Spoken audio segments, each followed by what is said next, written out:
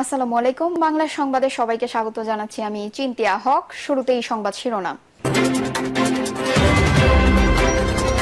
মানুষের মধ্যে ধারণা হচ্ছে সরকার ইচ্ছা করে নির্বাচন বিলম্ব করছে, বললেন মির্জা ফখরুল। ইসলামী আন্দোলনগুলোর মাথার উপর কেউ যেন কাঁঠাল ভাঙতে না পারে, বললেন জামায়াতে আমির। জানাবো হাসিনাকে সহজে ফেরত দেবে না ভারত। দাম বাড়ানোর পরও বাজার থেকে উধাও সয়াবিন। এবং সর্বশেষ জানাবো রাষ্ট্রের সংস্কার হলে সবাই ন্যায় বিচার পাবে, বললেন নাহিদ ইসলাম। দর্শক শুনছিলেন সংবাদ শিরোনাম, এখন বিস্তারিত। মানুষের মধ্যে ধারণা হচ্ছে সরকার ইচ্ছা করে নির্বাচন বিলম্ব করছে, বললেন মির্জা ফখরুল।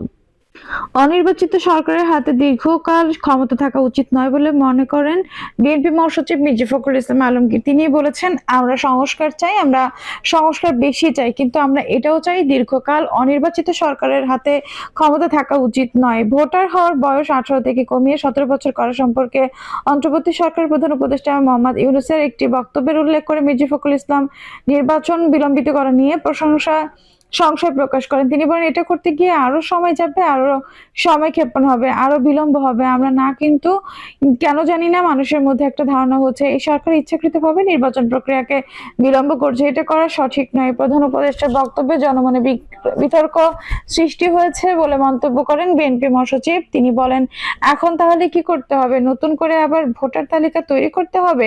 আমি মনে করি যে এই বিষয়কে এভাবে না বলে এই নিয়ে অংশীজনদের সঙ্গে কথা বলে তারপর এ বিষয়ে আনতে পারলে ভালো হতো, কোনো বিতর্কের সৃষ্টি হতো না।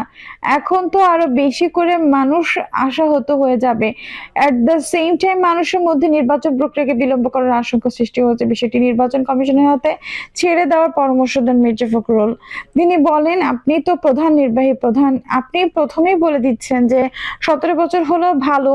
আপনি যখন বলেছেন তখন নির্বাচন কমিশনকে এটা করতে বাধ্য করছেন, যেটা নির্বাচন কমিশন ঠিক করবে। যদি 1 বছর কমাতে চান তাহলে সেটা নির্বাচন কমিশন প্রস্তাব করুক।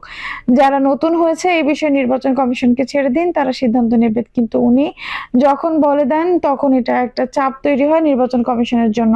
দ্রুত নির্বাচনের দাবি অন্তর্বর্তী সরকারের প্রতি পূর্ণ সমর্থনের কথা পূর্ণ ব্যক্ত করে আবারও দ্রুত নির্বাচনের দাবি জানান মির্জা ফখরুল। তিনি বলেন, আমি আবারও বলছি, মোহাম্মদ ইউনূসের এই অন্তর্বর্তীকালীন সরকারের প্রতি আমাদের পূর্ণ সমর্থন আছে এবং আমরা যেটা চাই যে তারা সফল হোক এবং এজন্য সব রকম সহযোগিতা করতে আমরা তৈরি আছি। সবচেয়ে বেশি অনুরোধ করব, দ্রুত নির্বাচনের ব্যবস্থা করুন।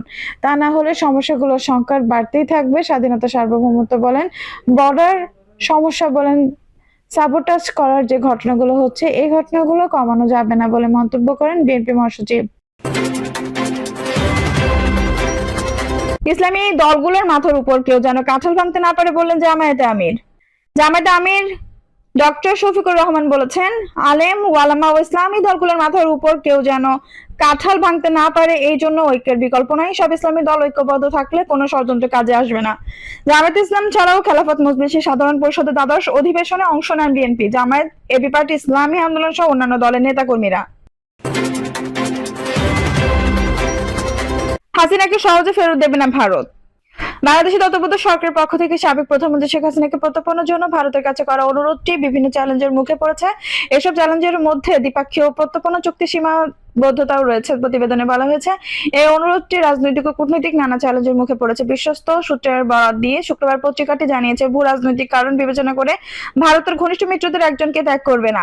ভারত বাংলাদেশ প্রত্যর্পণ চুক্তি অনুযায়ী রাজনৈতিক প্রকৃতির যে কোনো অনুরোধ কার্যকর করা যায় না। উচ্চ পর্যায়ের সূত্রগুলো বলছে, বাংলাদেশের বর্তমান মোহাম্মদ ইউনূস সরকারের চাপ সত্ত্বেও ভারত এই বিষয়ে দ্রুত কোনো সিদ্ধান্ত নেবে না। প্রতিবেদনে উল্লেখ করা হয়, শেখ হাসিনার মতো একজন নেত্রী, যিনি ভারতের স্বার্থ রক্ষা করেছেন, চরমপন্থীদের দমন করেছেন এবং উপ আঞ্চলিক সহযোগিতা বাড়িয়েছেন, তার প্রত্যর্পণ ভারতের প্রতিবেশী মিত্রদের জন্য ভুল বার্তা পাঠাবে। আরো বলা হয়েছে, ভারত এই ধরনের প্রত্যর্পণ অনুরোধ পরীক্ষা নিরীক্ষা করবে এবং এতে বেশ কিছু মাস লেগে যেতে পারে বলে ধারণা করা হচ্ছে। ভারত দীর্ঘদিন ধরে অতিথিদের স্বাগত জানানোর ঐতিহ্য ধরে রাখেছে, যার উদাহরণ দালাই লামাও। যেগুলো মনে করে বর্তমান পরিস্থিতিতে যদি শেখ হাসিনা বাংলাদেশ ফেরেন তাহলে তার জন্য একটি অনিশ্চিত ও ঝুঁকিপূর্ণ পরিস্থিতি তৈরি হতে পারে। রাজনৈতিক বিশ্লেষকদের মধ্যে এই মুহূর্তে ভারত বাংলাদেশের সম্পূর্ণ এবং শেখ হাসিনার ভূমিকাকে সামনে রেখে প্রত্যর্পণ ইস্যুটি জটিল এবং সময় সাপেক্ষ বলে বিবেচিত হচ্ছে।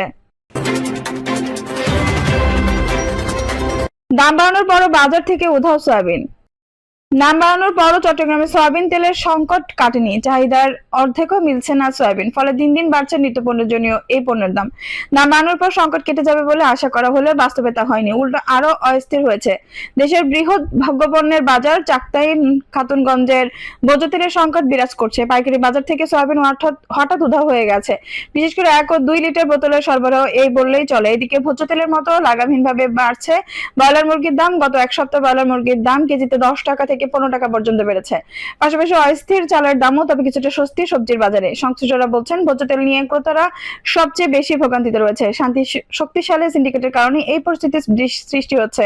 চট্টগ্রামে ভোজ্য তেল নিয়ে বড় সংকটের আশঙ্কা। সংশ্লিষ্ট লিটার প্রতি দাম 8 টাকা বাড়ানো হলেও বাজারে আরো অতিরিক্ত দামে বিক্রি হচ্ছে। এদিকে কিছুটা কমেছে শীতকালীন সবজির দাম, মাছের দাম ঊর্ধ্বগতি, মাছের দাম ঊর্ধ্বমুখী। ভোজ্য তেলের খুচরা ব্যবসায়ীদের অভিযোগ, দেশের বৃহৎ ভোজ্য তেলের বাজার চাকতাই খাতুনগঞ্জের আমদানিকারকরা সিন্ডিকেট করে ভোজ্য তেলের সরবরাহ কমিয়ে দিয়েছেন, তার চাহিদা অর্ধেকও সরবরাহ করছে না, ফলে খুচরা বাজারে তেলের কৃত্রিম সংকট সৃষ্টি হচ্ছে এবং বাজারে অস্থিরতা দেখা দিয়েছে। এখানে মূলত হু হু করে দাম বাড়ছে। শুক্রবার অলিগলিতে প্রতি লিটার বোতলজাত সয়াবিন তেল 190 টাকা এবং নগরীর বড় বাজারগুলোতে 175 থেকে 80 টাকায় বিক্রি হচ্ছে। বোতলজাত 2 লিটার 360 টাকা, 3 লিটার 530 টাকা এবং 5 লিটার 860 টাকায় বিক্রি হয়েছে। চলতি মাসের শুরুতে ভোজ্য তেলের দাম বাড়িয়ে নতুন দাম নির্ধারণ করে দেয় সরকার। সরকার নির্ধারিত নতুন দাম অনুযায়ী প্রতি লিটার বোতলজাত সয়াবিন তেল এখন 175 টাকা বিক্রি হবে, যা আগে ছিল 167 টাকা। খোলা সয়াবিন ও পাম তেলের দাম 149 টাকা থেকে বেড়ে 117 টাকা দাঁড়িয়েছে। বোতলজাত 5 লিটার সয়াবিন তেলের দাম 860 টাকা নির্ধারণ করা হয়েছে, যা আগে ছিল 818 টাকা। দাম বাড়ানোর পর স্বাভাবিক হয়নি ভোজ্য তেলের বাজার। খুচরা ভোজ্য তেল ব্যবসায়ী আলমগীর হোসেন জানান, ভোজ্য তেলের দাম বাড়ানোর পরও ডিলারদের কাছ থেকে নতুন সরবরাহ পাননি তারা।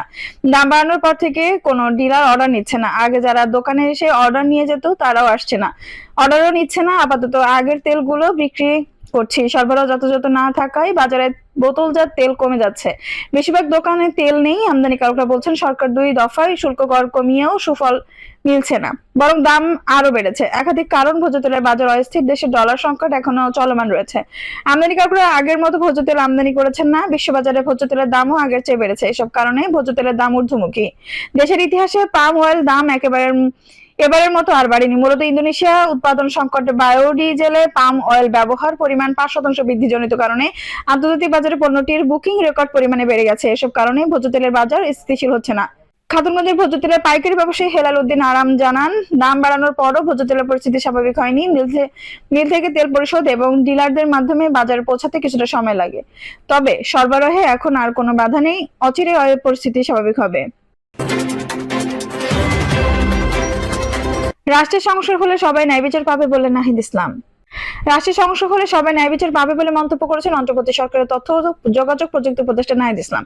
তিনি বলেন, সংস্কার আমলাদেরও মত থাকবে, তাদের কথা শোনা হবে। বিভিন্ন রাজনৈতিক দল ও জোট বিশিষ্টজন, শিক্ষার্থীজন, বিভিন্ন শ্রেণী পেশার মানুষের অংশগ্রহণে দুদিনের জাতীয় সংলাপ চলছে। ছাত্র জনতার অভ্যুত্থানে গণহত্যার বিচার চলমান, সংস্কার আগামী নির্বাচনের পথ খুঁজতে শুরু হয়েছে। এই জাতীয় সংলাপ নাহিদ ইসলাম বলেন, যেসব আমলারা আন্দোলনের নামে চাকরিবিধি লঙ্ঘন করেছেন তাদের বিরুদ্ধে অবশ্যই ব্যবস্থা নেওয়া হবে। সংস্কার কমিশনের সুপারিশ নিয়ে আমলারা প্রতিক্রিয়া দেখিয়েছেন। এটা নৈতিক ও বিধিগতভাবে ও সঠিক হয়নি। বিগত রেজিমেশন আমলারা নানাভাবে লুকিয়ে আছেন, তাদেরও চিহ্নিত করেছে। দ্রুত ব্যবস্থা নেব। ব্যাপক জনসমর্থন থাকলেও এই সরকারের প্রশাসনিক সীমাবদ্ধতা রয়েছে জানিয়ে তথ্য উপদেষ্টা বলেন, আমরা সাম্প্রতিক সময়ে আমলাদের বক্তব্য শুনতে পাচ্ছি। তারা এক ধরনের হুমকি দিচ্ছেন। এটার সাহস তারা পেয়েছেন বিগত সময়ে। সেই সময় দেখেছে আমলাতন্ত্রকে শক্তিশালী করা হয়েছে, আমলাতান্ত্রিক নির্ভরতাকে কাজে লাগিয়ে ফ্যাসিজম তৈরি করা হয়েছে। অভিযুক্ত আমলাদের বিরুদ্ধে সরকারের পক্ষ থেকে দৃশ্যমান ব্যবস্থা নেওয়া হয়েছে কিনা এমন প্রশ্নের জবাবে নাহিদ ইসলাম বলেন, এটা নিয়ে আজকেও শুক্রবার বৈঠক করেছে। আগামী সপ্তাহে কঠোর পদক্ষেপ আসবে। আমাদের বলছি, জনগণকে সেবা দেওয়ার এবং গণতান্ত্রিক ট্রানজিশনটা সঠিকভাবে করতে সহযোগিতা করার এখন সময় আন্দোলন খেলা কিংবা গোষ্ঠী স্বার্থ রক্ষার জন্য এত মানুষ জীবন দেয়নি। তিনি বলেন, আমাদের একটা নির্দিষ্ট পররাষ্ট্র নীতি থাকবে যেটি সব দলের ঐক্যমত্য হবে। এখানে এক সরকার তার সময়ে ভারতকে কেন্দ্রিক পররাষ্ট্র নীতি অনুসরণ করে, আরেক সরকার হয় ভারত বিরোধী। তবে রাষ্ট্র হিসেবে আমাদের একক পররাষ্ট্র নীতি থাকবে, যেখানে সরকার পরিবর্তন হলে নীতি পরিবর্তন হবে না। আমাদের অর্থনীতি, ব্যবসা, শিক্ষা, স্বাস্থ্যে নির্দিষ্ট 3 নীতিমালা থাকবে, যেগুলো সরকার পরিবর্তনে কোনো প্রভাব পড়বে না।